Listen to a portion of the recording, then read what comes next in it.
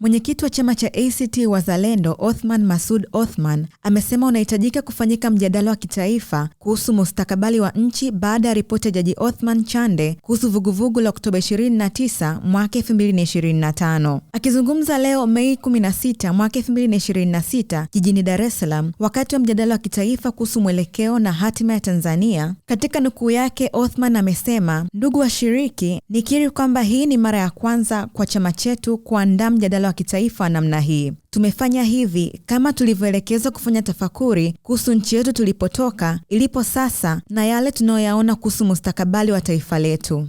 Matokeo ya urais, mimi mpaka leo mgombea urais, lakini sina official result ya urais na sheria nataka nipewe. Lakini mpaka leo sijapewa kwa sababu hayakuhesabiwa. Hakuna fomu rasmi zilizojazwa.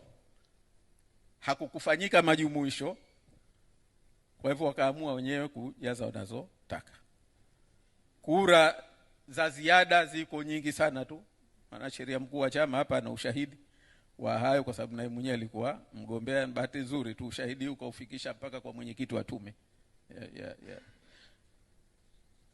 Lakini kibaya zaidi ambacho mimi naomba nikizungumza. Mmoja katika viongozi wakubwa wa CCM Zanzibar alimfuata mmoja katika viongozi wetu senior akimtaka kwamba ahame ACT Wazalendo akagombee urais kwa tiketi ya CUF. Akimpa ahadi ya kwamba watahakikisha watampa kura za kutosha atangazwe yeye kwamba ndio mshindi wa pili ili aje awe makamu wa kwanza wa rais. Na ahadi ya shilingi bilioni 2 na kiwanja chenye thamani isiyopungua dola milioni 1. Huo ushahidi tunao kwamba hayo ndio yaliyotokea na tumeufikisha hata mbele hao wakubwa wa Chama cha Mapinduzi kwamba mtendaji wenu huyu ndio alofanya. Alimfuata mgombea wetu wa majimbo kadhaa, lakini mmoja mgombea wetu jimbo la Nungwi usiku, na kumwambia kwa kiburi kabisa, jimbo hili tunalitaka, tunalichukua. Kwa hivyo useme tu unachotaka ili si hatupendi kukuacha ukipata shida. Very senior. Unaweza kusema kama si namba 2, namba 3 katika viongozi wakuu wa CCM Zanzibar. Kwa hivyo hayo kwa ufupi ndio ambayo lakini tunayo sisi faida moja tulipata ni kwamba tunayo detail report ya kilichotokea takriban katika kila kituo cha uchaguzi. Licha ya maneno ya kujifariji ya watawala kwa nchi yetu inasonga mbele, ukweli ni kwamba uchaguzi mkuu wa mwaka 2025 umeacha majeraha makubwa sana kwa taifa kwa pande zote mbili, Tanzania bara na Zanzibar. Majeraha ambayo yameathiri sana mustakabala wetu wa ndani na heshima ya nchi yetu kimataifa. Uchaguzi mkuu wa mwaka 2025 umetumbukiza taifa kwenye mgogoro mkubwa wa kijamii ambao matokeo yake usipochukuliwa hatua sahihi za upesi unaweza kuligawa na kuliangamiza taifa letu. Hatupaswi kufika huko. Mifano ya wazi ambayo yanaashiria haya tunayoyasema ipo kadhaa. Na hapa naomba nichukue fursa hii niitaje mifano michache tu. La kwanza ni legitimacy ya uongozi tulionao wa nchi.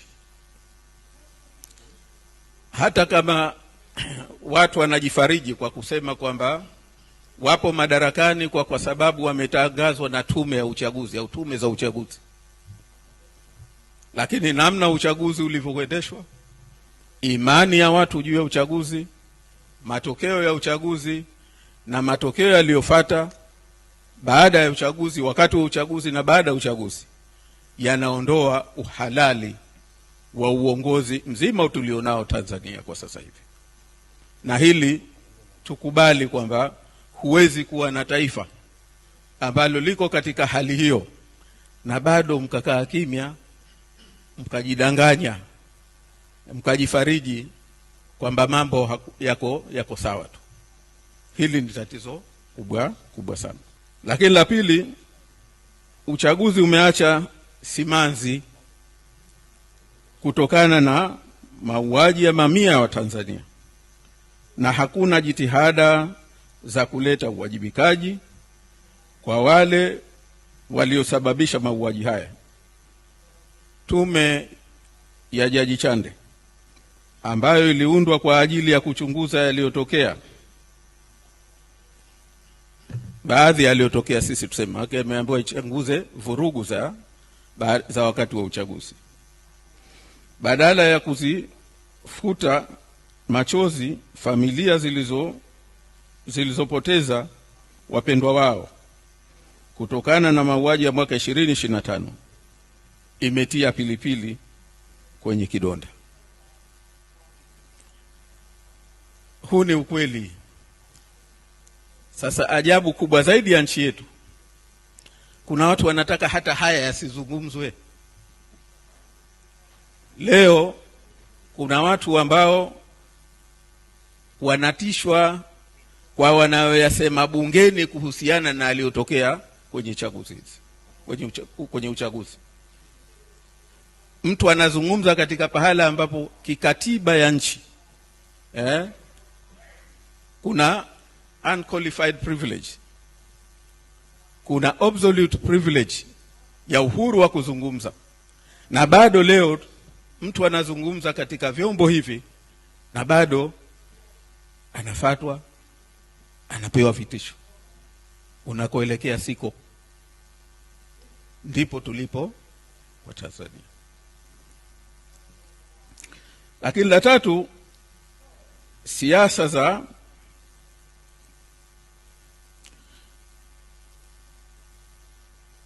siasa za ushindani wa kidemokrasia zimetoweka, na mamlaka ya wananchi kuchagua viongozi imetekwa nyara na watu wachache wanaojipa majukumu hayo. Ndugu washiriki, msingi wa uzalendo katika nchi, uhusiano wa mwananchi na nchi yake, uhusiano wa mwananchi na taifa lake, ni uwezo wake, ni haki yake ya kuchagua na kuchaguliwa. Ikiondoka hiyo, maana yake una taifa la watumwa. Hawawezi kuchagua bwana, hawawezi kuchagua anayewasimamia. Ukiliondoa hilo, maana yake umeondoa uzalendo, umeondoa uwajibikaji, na mimi nasema umeondoa nchi yenyewe, msingi wa taifa lenyewe.